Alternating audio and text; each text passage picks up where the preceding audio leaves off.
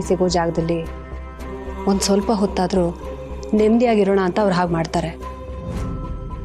ನಿಜಾನಮ್ಮ, ಅವಳು ಎಷ್ಟೇ ಕಷ್ಟ ನೋವಾದರೂ ಯಾರ ಹತ್ರನೂ ಹಂಚ್ಕೊಳ್ಳೋಣ, ಮನಸ್ಸಿನಲ್ಲಿ ಇಟ್ಕೊಂಡೇ ಕೊರಗ್ತಾಳೆ. ಇಲ್ಲ ದೇವಸ್ಥಾನಕ್ಕೆ ಹೋಗ್ತಾಳೆ. ಏನೋ ಆ ಭಗವಂತನಾದರೂ ಅವಳ ಮನಸ್ಸಿಗೆ ನೆಮ್ಮದಿ ಕೊಟ್ಟರೆ ನನಗಷ್ಟೇ ಸಾಕು. ಯೋಚನೆ ಮಾಡಬೇಡಿ ಮಾವ, ಎಲ್ಲ ಸರಿ ಹೋಗುತ್ತೆ. ಮತ್ತೆ ನೀವಿಬ್ರು ಒಂದಾಗಿ ಒಟ್ಟಾಗಿ ಇರೋ ಕಾಲ ಬಂದೇ ಬರುತ್ತೆ. ಅತ್ತೆ ದೇವಸ್ಥಾನದಿಂದ ಬಂದಮೇಲೆ ನಿಮ್ಮ ಮಿಸ್ಡ್ ಕಾಲ್ಗಳನ್ನ ನೋಡಿರ್ತಾರಲ್ಲ, ಮತ್ತೆ ವಾಪಸ್ ಮಾಡ್ತಾರೆ. ತುಂಬ ಚಿಂತೆ ಮಾಡಬೇಡಿ ಮಾವ.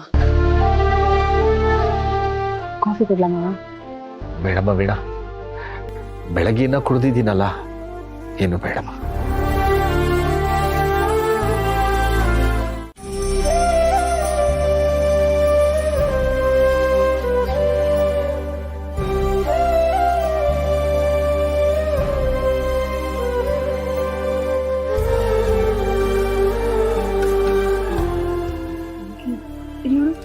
ಏನು ಆಗಕ್ಕಿಲ್ಲ, ಆರಾಮಾಗಿರು. ಚಲ್ವಿ, ಅಮ್ಮಂಗೆ ಏನಾಯ್ತಪ್ಪ? ಹೇಗಿದ್ದಾಳೆ ಈಗ? ಮಾವ ನೋಡಿ, ನೀವೇನು ಗಾಬರಿ ಆಗ್ಬೇಡಿ, ಅತ್ತೆಗೇನು ಆಗಿಲ್ಲ, ನೀವು ಧೈರ್ಯವಾಗಿರಿ ಮಾವ. ಹೇಗಮ್ಮ ಧೈರ್ಯವಾಗಿರ್ಲಿ ಲಕ್ಷ್ಮಿ ಹೀಗಿರುವಾಗ? ಏನಾಯ್ತು? ಹೇಗಿದೆಲ್ಲ ಆಯ್ತಮ್ಮ? ಅದು ಅತ್ತೆ ದೇವಸ್ಥಾನಕ್ಕೆ ಹೋಗಿ ಬರುವಾಗ ಯಾರೋ ಕಳ್ಳ ಸರ ಕೇಳಕ್ ಹೋಗಿ ಅತ್ತೆನ ಬೀಳ್ಸಿ ತಲೆಗೆ ಸ್ವಲ್ಪ ಪೆಟ್ಟಾಗಿದೆ. ಅವ್ರಿಗೆ ರಕ್ತ ಸ್ವಲ್ಪ ಕೊಟ್ಟಿದ್ದಾರೆ ಅಷ್ಟೇ ಮಾವ, ಅಷ್ಟೇ, ಏನಿಲ್ಲ.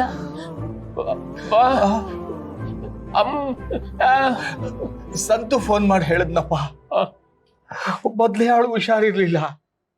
ಹೀಗೆಲ್ಲ ಅವಳಿಗೆ ಯಾವಾಗ್ಲೂ ಆಗಿರ್ಲಿಲ್ಲ ಕಣೋ. ಪೆಟ್ಟು ಮೇಲೆ ಪೆಟ್ಟು ಹಿಂಗ್ ತಡ್ಕೋತಾಳೆ ಪಾಪ. ಈಗ ಎಲ್ಲಿದ್ದಾಳಮ್ಮ ಅವಳು?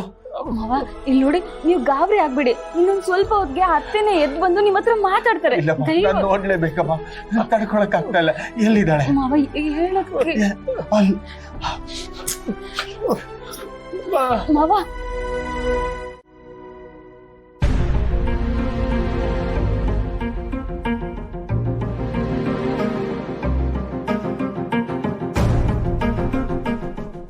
ಲಕ್ಷ್ಮಿ, ಏನಾಯ್ತು ಲಕ್ಷ್ಮಿ?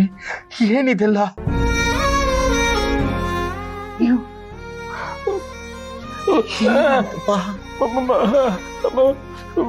ನೋಡಿ ಸರ್, ಅವ್ರಿಗೆ ಇವಾಗ ತಾನೇ ಪ್ರಜ್ಞೆ ಬಂದಿದೆ, ಡಿಸ್ಟರ್ಬ್ ಮಾಡಬೇಡಿ. ನಾನು ಹೋಗಿ ಡಾಕ್ಟರ್ನ ಕರ್ಕೊಂಡ್ ಬರ್ತೀನಿ.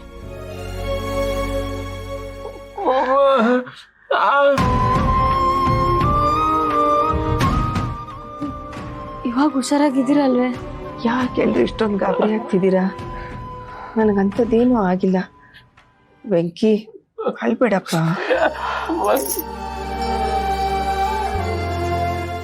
ನಮಸ್ಕಾರ ಡಾಕ್ಟ್ರೆ. ಡಾಕ್ಟ್ರೆ, ಲಕ್ಷ್ಮಿಗೆ ಏನಾಗಿದೆ? ವರಿ ಮಾಡುವಂಥದ್ದೇನಿಲ್ಲ, ತಲೆಗೆ ಸ್ವಲ್ಪ ಪೆಟ್ಟು ಬಿದ್ದಿತ್ತಷ್ಟೇ.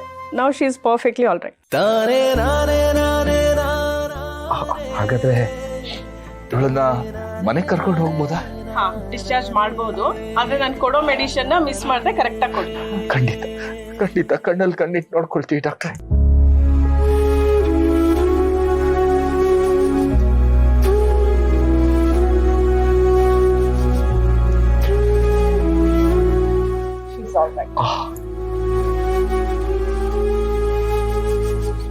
ಸಿಸ್ಟರ್, ಇವ್ರದ್ದು ಡಿಸ್ಚಾರ್ಜ್ ಸಮ್ಮರಿ ರೆಡಿ ಮಾಡಿ, ಹಾಗೇನೆ ಬ್ಯಾಂಡೇಜ್ ಎಲ್ಲ ರಿಮೂವ್ ಮಾಡಿ. Okay doctor. ನಾಳೆ ಒಂದ್ಸರಿ ಚೆಕಪ್ ಬರಕ್ ಹೇಳಿ. Okay doctor. ನಾವಿಷ್ಟೆಲ್ಲ ಮಾಡೋದು ಮಕ್ಕಳು ಚೆನ್ನಾಗಿರ್ಲಿ ಅಂತ ತಾನೇ. ಅವ್ರು ಹಾಗೆ ಇರ್ಲಿ, ನಾವಿಬ್ರು ಹೀಗೆ ದೂರ ದೂರನೇ ಇದ್ಬಿಡ್ತೀವಿ.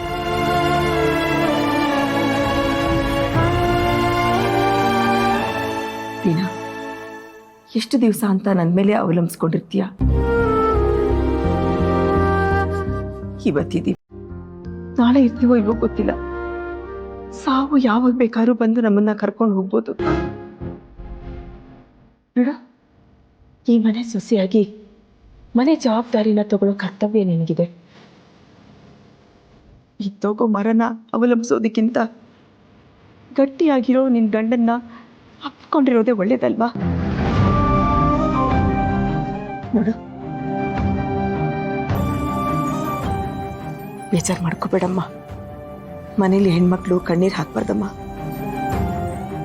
ಆ ಮನೆಗೆ ಒಳ್ಳೇದಲ್ಲ.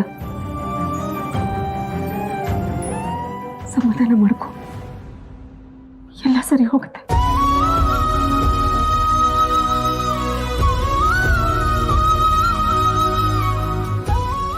ಅತ್ತೆ,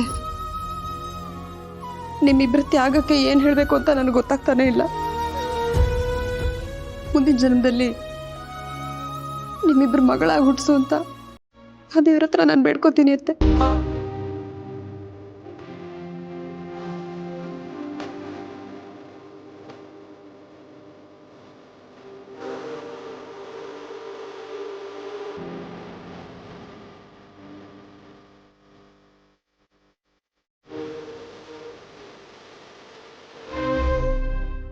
ಅಭಯ,